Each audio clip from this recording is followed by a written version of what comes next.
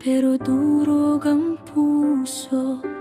Bawat okay lang ay hindi na totoo.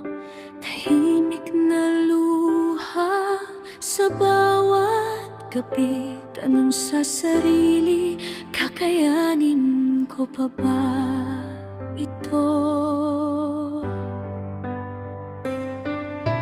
Kapit ka lang kahit sobrang hirap, kahit pakiramdam mo'y wala ng pag-asa.